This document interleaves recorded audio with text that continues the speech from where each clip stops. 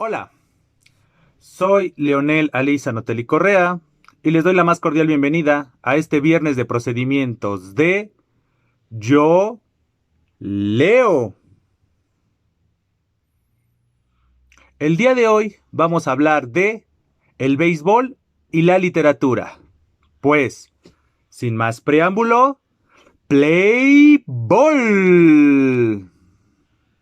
Cuando nosotros hablamos de béisbol, nos encontraremos con dos tipos de personas. Las personas que dicen, el béisbol es aburrido, ¿qué chiste tiene? No están corriendo. Y las otras personas, como su servidor, que pensamos que el béisbol es, por algo, el rey de los deportes. Y doy un poco de contexto antes de adentrarnos a nuestro tema. ¿Por qué el béisbol es denominado el rey de los deportes? Porque parecido a otros deportes, parecido a otras actividades, tales como el ajedrez, el béisbol es un deporte de raciocinio, un deporte de estrategia. Nosotros podríamos mencionar de la misma manera todos los demás deportes. Todos los deportes implica una estrategia por parte del director técnico, del manager, del coach, ¿no? Del head coach en el caso del fútbol americano, etcétera. Podríamos hablar de esos aspectos. En el caso particular del béisbol, se caracteriza este deporte por una estrategia que va muchas veces más allá de lo que podemos ver en otros deportes. Y si a esto le sumamos que este deporte tiene que ver muchas veces con estadísticas, con probabilidad, o sea, todos esos elementos incluso hasta científicos que a veces hacen que el juego sea más complicado, que sea más complejo, pero a su vez que sea más enriquecedor. Porque uno podría pensar, ¿qué ciencia tiene o qué dificultad tiene que un lanzador o pitcher lance a una velocidad impresionante, 80, 90, 100 millas por hora, y que una persona intente batear y que si tiene la suerte, tiene el azar, la batee y la saque del cuadro y dé un hit o pegue un home run o pegue un doble o pegue un triple, etcétera? O se ha puesto out, ya sea por un roletazo en el infield o bien un fly al outfield. ¿Qué chiste tiene eso? Precisamente todas estas situaciones que les acabo de referir tienen una lógica, tienen un sentido común que hacen que el béisbol sea ese deporte de estrategia. Es decir, si nosotros nos ponemos a analizar cada uno de esos detalles, por ejemplo, ¿qué lanzamiento se tiene que escoger para cierto bateador? Esa decisión la tiene que tomar tanto un manager, un coach de picheo, avalado muchas veces por un receptor o catcher, y avalado a su vez por el pitcher o lanzador. Es la estrategia es comenzar a tener estadísticas de este bateador batea más rectas, más sliders, más curvas, hacia dónde batea. Por ejemplo, hoy que está la denominada sabermetría, ya se sabe las probabilidades de que una persona bate a cierto lado y entonces el manager acomoda la defensa, es decir, acomoda al primera, segunda, tercera base y al shortstop, incluso al jardinero izquierdo, el central o al derecho, los acomoda de cierta manera en el campo basado en esa probabilidad, basado en esa estadística. Entonces ahí están esos pequeños detalles. Eso desde la perspectiva de la defensiva. Pero desde la perspectiva de la ofensiva ocurre lo mismo. Esta misma sabermetría nos lleva a saber, de ahí su nombre, el sabermetría, el saber cosas y medir las cosas que se saben, qué tipo de lanzamiento lanza el pitcher en cuestión. Si el bateador le batea mejor a un pitcher zurdo o a un pitcher derecho, esos elementos, o cuando un pitcher tal vez es muy dominador la primera vez que se enfrenta a los 9 rivales, pero ya en la segunda vuelta ya su estadística de efectividad desciende, o en este caso se eleva, si es que le pegan más, se eleva su efectividad. Entonces, este tipo de circunstancias es lo que enriquecen al béisbol. Por lo tanto, cuando nosotros estamos hablando de béisbol, estamos hablando de un deporte algo complejo. Saberse las reglas del béisbol es un reto a su vez. Saberse ciertas cosas. ¿Por qué cuando un bateador batea 2 veces de foul se marcan strike, pero si vuelve a batear de foul en una tercera ocasión, ya no es strike. Todos esos elementos, las medidas, el denominado balk, el denominado wild pitch, el cómo ir anotando, todas esas circunstancias que rodean al juego, tanto en el juego en sí como lo que hay afuera, las anotaciones, las reglas, la estrategia, es lo que hacen del béisbol el denominado rey de los deportes. Y este juego, que es bastante entretenido si es que uno se da la oportunidad de acercarse a él, porque uno pensaría, un juego que dura 3 horas donde no hay constante movimiento. En efecto, no hay constante movimiento de personas, no es estar corriendo todo el tiempo como ocurre en el fútbol. En el mismo fútbol americano hay movimiento, a pesar de que en el caso particular del fútbol americano también son partidos que duran casi 3 horas, pero hay constante movimiento, hay constantes emociones.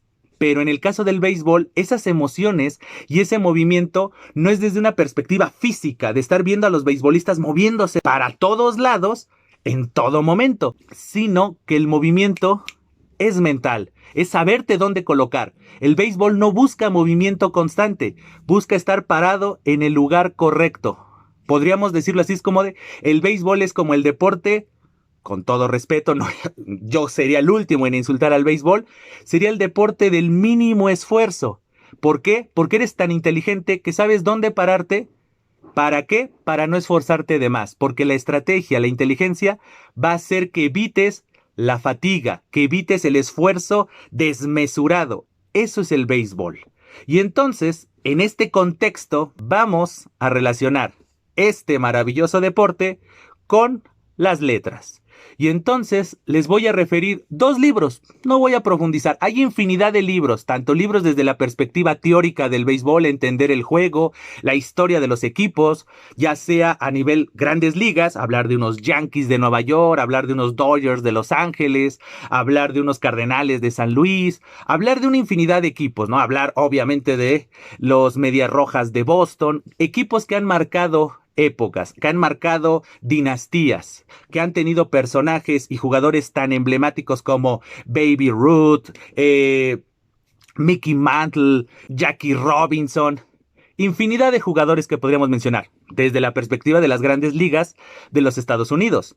Pero también podríamos hablar, yo siendo mexicano, podría hablarles de los grandes equipos y los grandes jugadores que han pasado por los diamantes de la Liga Mexicana de Béisbol, ¿no? Equipos tan emblemáticos como los Tigres, ahora de Quintana Roo, aunque sus orígenes eran de la Ciudad de México, bueno, la ahora Ciudad de México, los Tigres capitalinos, podremos hablar de los Diablos Rojos del México, podemos hablar de los Sultanes de Monterrey, podemos hablar de los Cafeteros de Córdoba, podemos hablar de los Tecolotes de los Dos Laredos, podemos hablar de los Leones de Yucatán, una larga lista de equipos de béisbol. También podemos hablar de béisbol en otros países, hablar de Venezuela, hablar de Colombia, hablar obviamente de Cuba, hablar de República Dominicana, todos esos grandes países que han pasado a la historia, tanto por tener grandes equipos, grandes selecciones y aportarle al béisbol grandes jugadores.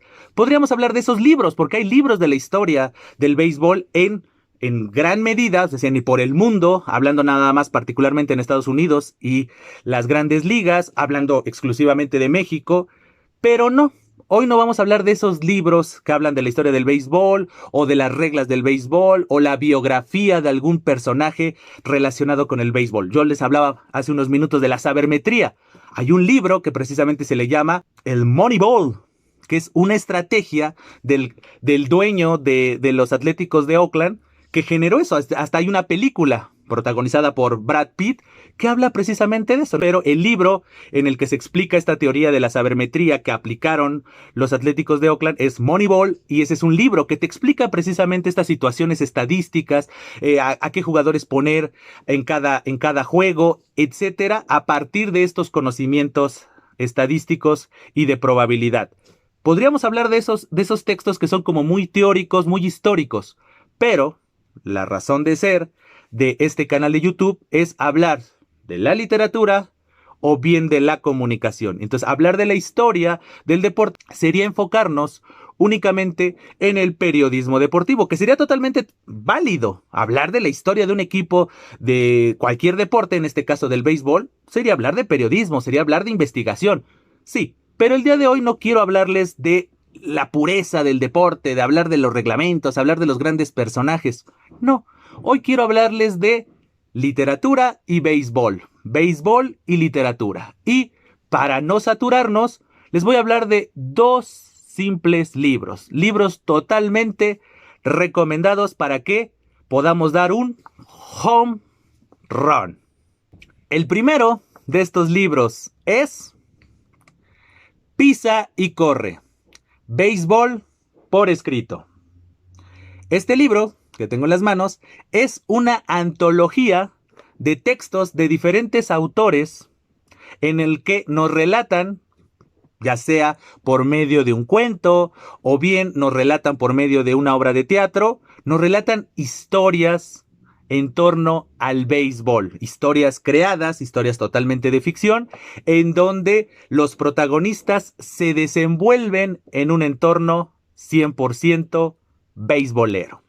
¿Qué autores son los que están en esta antología de Pisa y corre? Por ejemplo, está Daniel Sada, un enorme escritor recientemente fallecido. Está el famoso tigre, Eduardo Lizalde. También está el gran escritor Sergio Ramírez, otro gran personaje de las letras mexicanas y que también es antologador de este libro es Vicente Leñero. Otro autor que podemos leer en esta antología es Alberto Blanco. Otro autor que nos enriquece en esta antología es Raúl Renán. Otro nombre que destaca en esta antología es Francisco Hernández. Otro nombre que destaca en esta antología es el de Gerardo de la Torre, quien, además de ser antologador de este libro, también nos aporta una gran historia en torno al rey de los deportes. Otro nombre que destaca es el de Jomy García Ascot.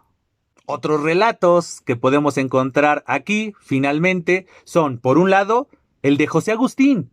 Ese autor tan destacado de la literatura de la onda también tiene su relato en torno al béisbol. Y por último, pero no menos importante, tenemos al gran escritor Eliseo Alberto.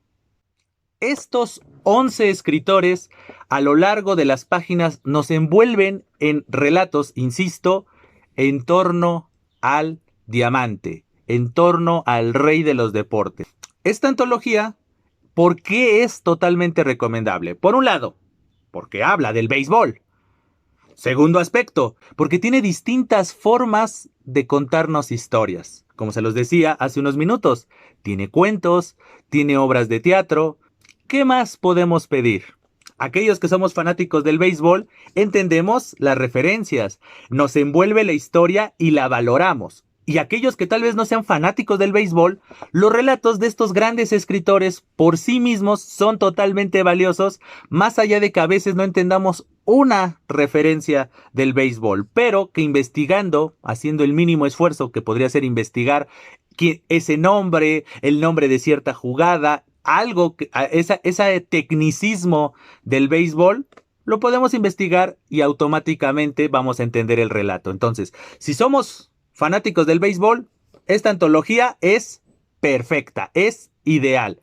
Y si simple y llanamente nos gusta la buena literatura o las historias con ámbito deportivo, también esta antología no nos va a decepcionar. Y el segundo libro del que quiero hacerles mención y en consecuencia recomendación es esta joya. El juego perfecto. El juego perfecto es una novela que nos cuenta la historia del equipo regiomontano que ganó Williamsport.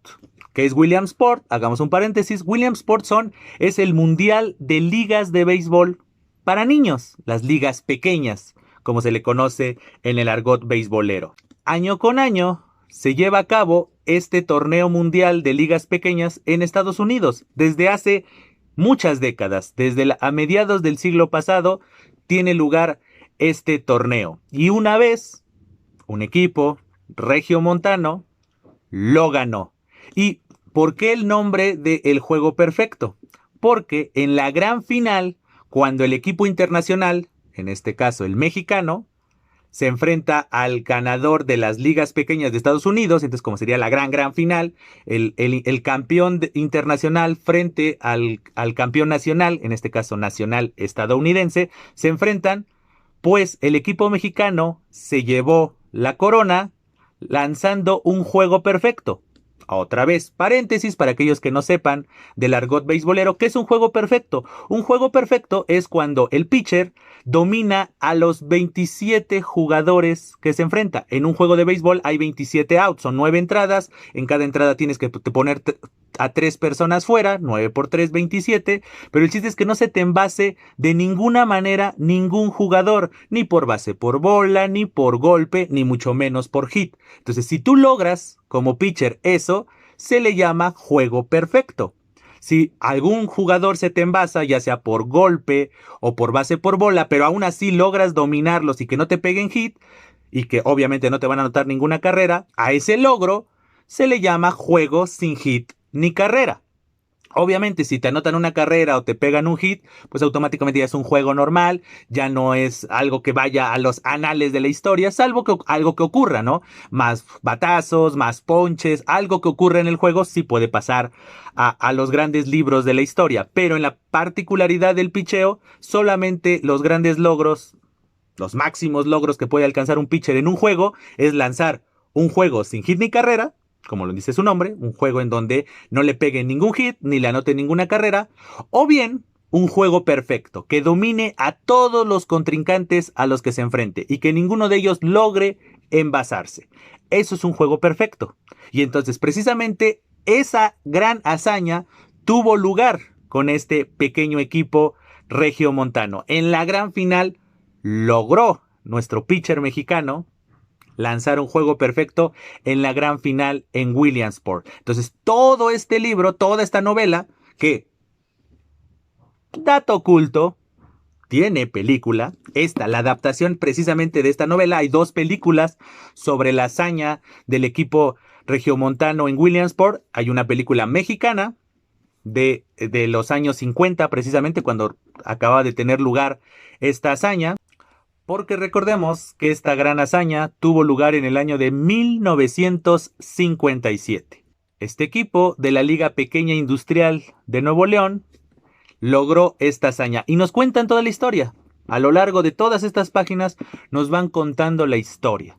Cómo se conocieron los niños, cómo les llamaba la atención el juego. En estas épocas, los grandes partidos de los Dodgers, de los Yankees y estos grandes equipos que les comentaba hace unos minutos, cómo se escuchaban en radio los juegos y eso les llamaba la atención a los niños y ellos querían aprender a jugar, cómo se le acercaron a un señor tejano para que les enseñara a jugar béisbol y todas las situaciones, todas las grandes hazañas de cómo desde abajo poco a poco fueron creciendo hasta que lograron la gran hazaña que ve su punto cumbre con el juego perfecto lanzado al final. No les estoy espoleando absolutamente nada. Aquellos que son fanáticos del béisbol saben la historia de este suceso. Entonces, pero lo enriquecedor de esta novela se podría dividir en 2. Por un lado, porque es de béisbol. Entonces, a los que nos gusta el béisbol, automáticamente nos engancha la historia. Por el simple hecho de que nos cuente una historia de béisbol y una historia de una gran hazaña que todos aquellos que conocemos el béisbol mexicano, pues destaca totalmente. Y por el otro lado, porque es una historia de esas que muchas veces nos envuelve, que son entrañables. ¿Por qué? Porque te cuentan la historia de estas personas, de estos equipos que desde abajo comienzan a esforzarse y que todo ese esfuerzo logra fructificarse en un inmenso logro, como lo es un campeonato internacional. Entonces, obviamente, hay momentos en donde nos cuentan la historia familiar de algunos de estos jugadores, los sentimientos, las emociones, tanto para bien y como para mal. O sea, todos, obviamente, todos tenemos momentos de bajón emocional, y aquí se refieren, pero también hay momentos cumbres, la emoción de ver un campo por vez primera, tal vez cuando uno nada más jugaba en la terracería y de repente ver un campo bien podado, que se veía como casi casi los de la tele o los que veías solamente en los estadios profesionales y de repente tú ser parte de ello, poco a poco ir ganándote el respeto, ver a grandes personalidades que se acerquen a ti, todas esas situaciones son totalmente encomiables. En consecuencia, este libro logra su objetivo, nos cuenta la historia, si no la conocíamos, nos cuentan la historia de este equipo regiomontano, su transitar desde su interés por el juego hasta la máxima gesta que lograron en Williamsport. Y a su vez, pues nos va envolviendo en el juego, nos cuentan ciertas estrategias, qué les comentaban, cómo eran los viajes. Estamos hablando también de una época, estamos hablando de 1957, entonces estamos hablando también de cómo se vivía en esa época, cómo eran las emociones, cómo eran las percepciones de la gente en esa época. Este libro, en conjunto con este otro, Pisa y Corre, son libros totalmente recomendables. Pues bien, ha llegado el out 27 de este video, el cual espero haya sido de su gusto, pero sobre todo de su utilidad. Antes de despedirme, como siempre, les hago la cordial invitación a que se suscriban al canal, a que lo recomienden, a que compartan este o cualquiera de los otros videos que se han subido. A su vez, les hago la cordial invitación a que comenten si les gusta, no les gusta el béisbol, por qué sí les gusta, por qué no les gusta, a qué equipo le van, qué otros libros conocen donde se mezcle el rey de los deportes con la literatura, o bien aprovechen este espacio de los comentarios para hacerme observaciones y sugerencias. Todo aquello que le abone a este proyecto. A su vez, les hago la cordial invitación a que me sigan en mis distintas redes sociales, dígase Facebook, Instagram y Twitter, en donde también lo podemos usar como un espacio en el cual ustedes me digan sus comentarios, sugerencias y todo aquello que le abone a este proyecto llamado Yo Leo. Pues bien, sin más que agregar, les agradezco infinitamente su presencia y como siempre, les digo, estamos en comunicación hasta siempre.